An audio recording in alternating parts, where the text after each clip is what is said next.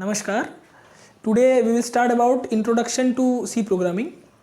आज के আমরা सी প্রোগ্রামিংয়ের ইন্ট্রোডাক্টরি ভিডিও দেখব এবং কি করে একটা সি প্রোগ্রাম কনস্ট্রাক্ট হয় সেটা আমরা জানব এবং বেসিক যে আউটলাইনটা কিভাবে একটা প্রোগ্রাম লিখবে সেটার ইনসেপশন কিভাবে করতে হয় সেটা আমরা দেখব। তো আসুন চলুন দেখা যাক, ঠিক আছে। ফার্স্টে যে কোনো প্রোগ্রাম লিখতে হলে ফার্স্টে বিশেষ করে সি প্রোগ্রামিং ল্যাঙ্গুয়েজের একটা জিনিস দিতে হয়, সেটা হচ্ছে হেডার ফাইল। হ্যাশ ইনক্লুড সব থেকে বেসিক যে হেডার ফাইলটা যেটা সি প্রোগ্রামিংয়ের মধ্যে অ্যাভেলেবেল সেটা হচ্ছে stdio.h। stdio.h এরপরে সি প্রোগ্রামিংয়ের ভেতরে কিছু স্টেটমেন্টস লিখতে হয়, একটা মানে কার্লি ব্রেস শুরু করতে হয়, কার্লি ব্রেস শেষ করতে হয়। এর মধ্যেখানে সি প্রোগ্রামিংয়ের স্টেটমেন্টগুলো থাকে। ফার্স্টে আমরা হেডার ফাইল দিয়ে শুরু করব, দিয়ে কার্লি ব্রেস শুরু হবে, কার্লি ব্রেসে শুরুর পরে আমরা কিছু স্টেটমেন্টস লিখব, ঠিক আছে। এরপরে আমরা ইনক্লুড করব কেন, why do we include this header file, this is a question. আজকে আমরা কিছু প্রোগ্রাম লিখবো না, আজকে জাস্ট জানবো যে বেসিক স্ট্রাকচারটা কী, কীভাবে একটা প্রোগ্রাম লিখতে হয়, ঠিক আছে। ফার্স্ট যেটা হেডার ফাইলটা থাকে সেটা কেন লিখতে হয় সেটা আমরা জানবো। সেকেন্ড, একটা মেন ফাংশন থাকে। এই কার্লি ব্রেসেসটা শুরু করার আগে ভয়েড মেন, এটা হচ্ছে বেসিক স্ট্রাকচার একটা প্রোগ্রামিং শুরু করার জায়গায়। এটা header file, this is a header file, header file, this is a main function,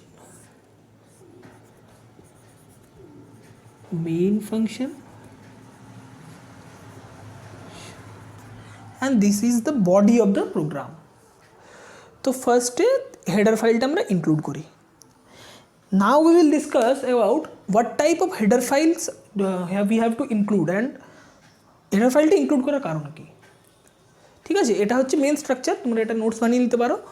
এরপরে সেকেন্ড হবে আমরা হেডার ফাইলটা কী করব, how do we include this concept is very good to understand, very important concept. তো ফার্স্টে একটা প্রোগ্রামের ওপরে হেডার ফাইল লেখা থাকবে এখানে, যেটা হ্যাশ ইনক্লুড অনেক হেডার ফাইল হতে পারে, stdio.h, math.h এরকম অনেক হেডার ফাইল থাকতে পারে। তো ফার্স্টে আমরা সেটা লিখব। সেটা লেখার পরে যখনই আমরা একটা স্টেটমেন্ট লিখলাম hash include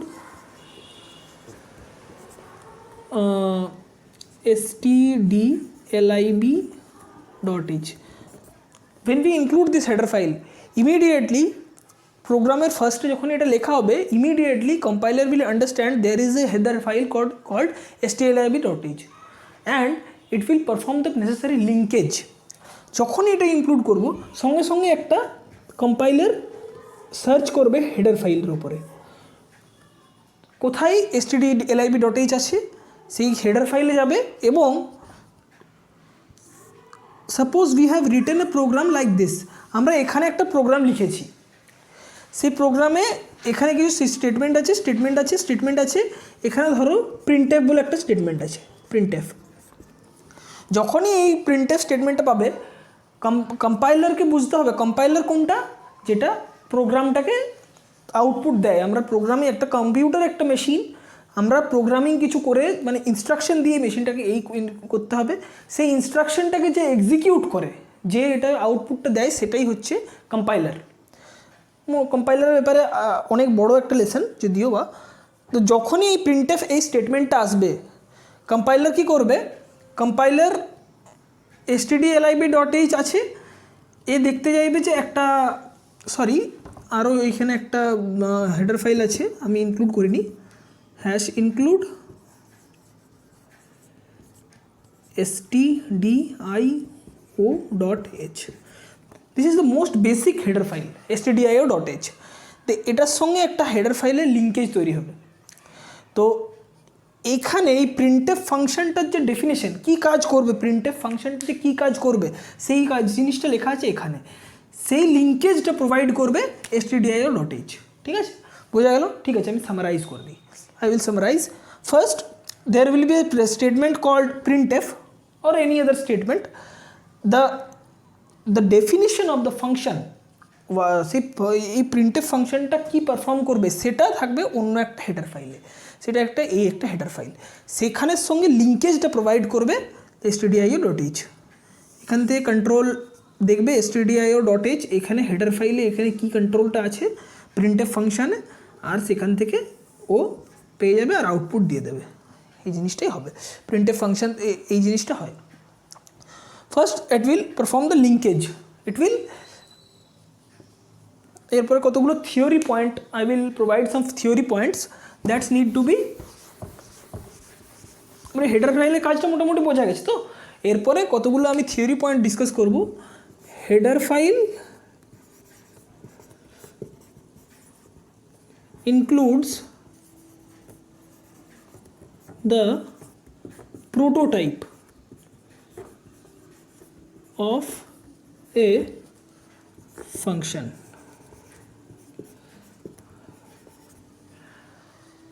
Header file includes the prototype, it will not include the entire file। এটাই নয় যে হেডার ফাইল মানে এই নয় যে হেডার ফাইল ইনক্লুড করা হলো মানে হেডার ফাইলের সব ফাংশন ডেফিনেশনগুলো চলে আসবে আমার প্রোগ্রামে, সেটা হবে না। The file will not come, only the file prototype, the about there is more thing about prototype, we will discuss it later, but prototype will come and it will execute some statement. That is the main function of the header file. So there are some header file include the prototype of a function, it does not include the function definition.